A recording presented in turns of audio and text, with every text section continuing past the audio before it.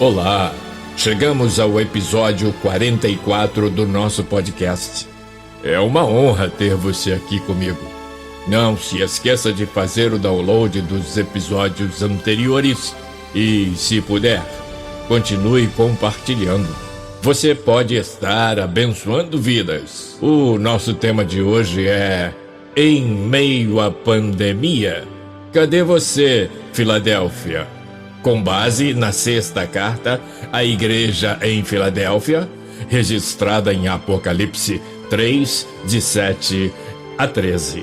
Se estiver com a sua Bíblia à mão, fique com ela aberta durante a reflexão para acompanhar cuidadosamente cada referência e também a própria carta que eu leio para você. E ao anjo da igreja que está em Filadélfia escreve: Isto diz o que é santo, o que é verdadeiro, o que tem a chave de Davi, o que abre e ninguém fecha, e fecha e ninguém abre. Eu sei as tuas obras. Eis que diante de ti pus uma porta aberta e ninguém a pode fechar.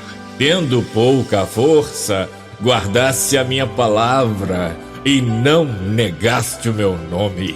Eis que eu farei aos da sinagoga de Satanás, aos que se dizem judeus e não são, mas mentem, eis que eu farei que venham e adorem prostrados a teus pés e saibam que eu te amo. Como guardaste a palavra da minha paciência, também eu te guardarei na hora da tentação que há de vir sobre todo o mundo, para tentar os que habitam na terra. Eis que venho sem demora. Guarda o que tens, para que ninguém tome a tua coroa. A quem vencer, eu o farei coluna no templo do meu Deus, e dele nunca sairá. E escreverei sobre ele o nome do meu Deus e o nome da cidade do meu Deus, a nova Jerusalém que desce do céu do meu Deus, e também o meu novo nome. Quem tem ouvidos, ouça o que o Espírito diz às igrejas. Filadélfia significa amor fraternal. Representa a igreja a partir de 1750, Anno Domini, especialmente nos séculos 18, 19 e início do século 20. É a igreja avivada, missionária. A cidade não era tão importante e havia sido muito castigada por terremotos. Porém, estava situada na rota que levava diretamente às cercanias do centro da Ásia Menor. Isto pode sugerir uma porta aberta. Apocalipse 3, verso 8. Era importante no aspecto da convergência, e isto era uma porta preciosa para a missão da igreja. De um modo geral, todos querem pertencer à igreja de Filadélfia. Querem ser Filadélfia, reconhecida por sua fidelidade, com promessas de livramento e vitórias. Mas é preciso ter ciência das agruras, dos sofrimentos, da sua extraordinária força de fé e resistência para estar nesse patamar diante de Deus. Vamos à carta. O santo, Apocalipse 3, verso 7. Isto indica a divina santidade de Cristo no sentido de separação de todas as limitações e imperfeições. O verdadeiro significa que cumpre o plano divino e também que é fiel à sua palavra. Chave de Davi, símbolo de autoridade e governo. Deus prometeu a Davi, veja o texto, 2 Samuel 7, 12 e 13. Eu leio para você. Quando teus dias forem completos e vieres a dormir com teus pais, Então farei levantar depois de ti a tua semente, que procederá de ti, e estabelecerei o seu reino. Este edificará uma casa ao meu nome, e confirmarei o trono do seu reino para sempre. E essa promessa há de se cumprir em Jesus. Eu leio para você Lucas 1, 32 e 33. Este será grande e será chamado Filho do Altíssimo, e o Senhor Deus lhe dará o trono de Davi, seu pai, e reinará eternamente na casa de Jacó, e o seu reino não terá fim. Apocalipse 3:8, continuando a reflexão sobre a carta: tens pouca força. A possibilidade de servir não afasta a necessidade de sofrer e de se sacrificar. Vamos nos lembrar do Salmo 126, versículo 6. Aquele que leva a preciosa semente, andando e chorando, voltará sem dúvida, com alegria, trazendo consigo os seus molhos. Filadélfia era uma igreja pequenina, insignificante aos olhos do mundo, e os judeus de Denorex se misturavam ao povo. Para quem não é da minha época, Denorex era um shampoo que parecia remédio, e as pessoas, ao comprar, perguntavam: é remédio? Aí o atendente dizia: parece, mas não é. Havia muito crente Denorex no meio da igreja de Filadélfia. Pouca força, porque pequena. Elogiada, porque fiel. Vitoriosa, porque guardada pelo santo e verdadeiro. Esse era o retrato da igreja de Filadélfia. Esse é o retrato da igreja de Filadélfia hoje. Temos muitas igrejas Filadélfias por aí. Glórias a Deus. Apocalipse 3:10. Também eu te guardarei. Observe que antes ele diz: porque guardaste a minha palavra, também eu te guardarei. É uma referência de que a igreja nada tem a ver com a grande tribulação, e que a grande tribulação terá alcance mundial, tendo o seu centro na Palestina.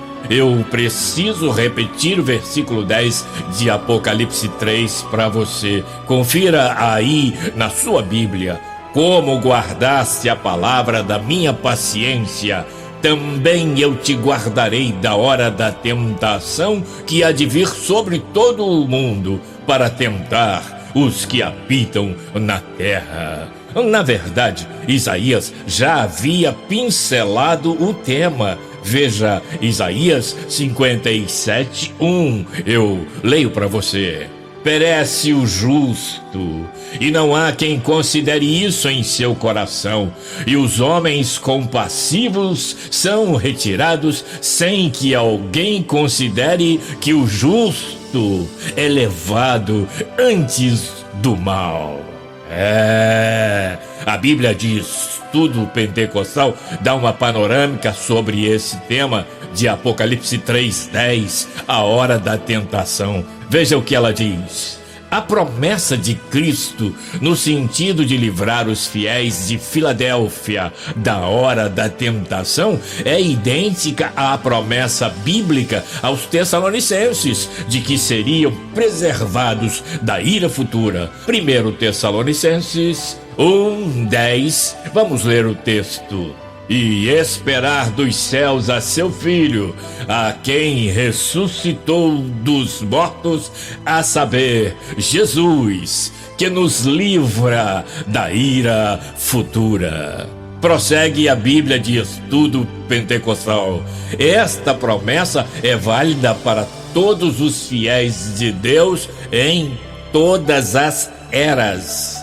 Essa hora inclui o tempo divinamente determinado para a aprovação, ira e tribulação que sobreverá a todo o mundo nos últimos anos desta era, imediatamente antes do estabelecimento do reino de Cristo na terra. Confira isso em Apocalipse 20, verso 4. Apocalipse 3:2, continuamos lendo a carta. O nome do meu Deus indica inteira consagração ao serviço de Deus. O nome da cidade do meu Deus indica cidadania inalienável na cidade celestial.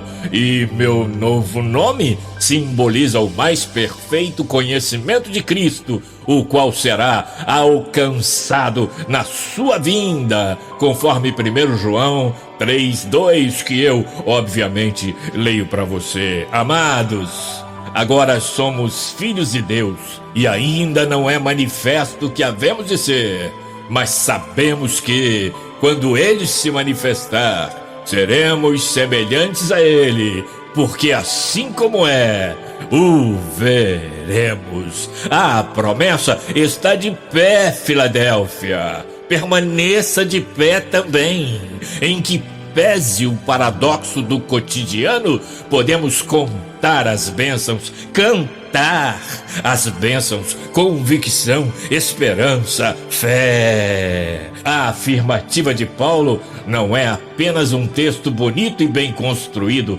é a palavra de Deus para os nossos corações. Vamos ver 2 Coríntios 4, de 7 a 11. Temos, porém, esse tesouro em vasos de barro, para que a excelência do poder seja de Deus e não de nós. Em tudo somos atribulados, mas não angustiados, perplexos, mas não desanimados, perseguidos, mas não desamparados, abatidos, mas não destruídos, trazendo sempre por toda a parte a mortificação do Senhor Jesus em nosso corpo, para que a vida de Jesus se manifeste também em nossos corpos, e assim nós que vivemos, estamos sempre entregues à morte por amor de Jesus, para que a vida de Jesus se manifeste também em nossa carne mortal.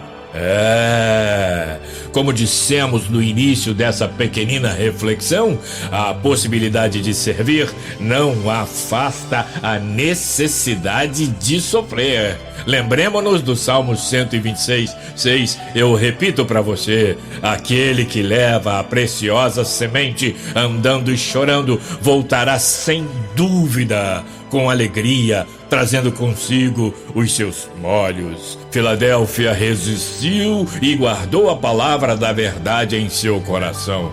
Podemos fazer o mesmo.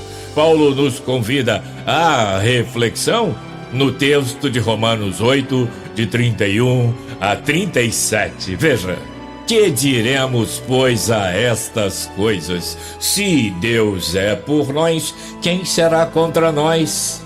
Aquele que nem mesmo a seu próprio filho poupou, antes o entregou por todos nós, como nos não dará também com ele todas as coisas? Quem intentará a acusação contra os escolhidos de Deus? É Deus quem os justifica. Quem os condenará? Pois é Cristo quem morreu, ou antes, quem ressuscitou dentre os mortos, o qual está à direita de Deus e também intercede por nós. Quem nos separará do amor de Cristo? A tribulação, ou a angústia, ou a perseguição, ou a fome, ou a nudez, ou o perigo, ou a espada? Como está escrito: por amor de ti somos entregues à morte todo dia. Fomos reputados como ovelhas para o matadouro, mas em todas estas coisas somos mais do que vencedores por aquele que nos amou. Assim, absorvamos o modo de viver de Filadélfia no que diz respeito à observância, à obediência à palavra de Deus, ao exemplo,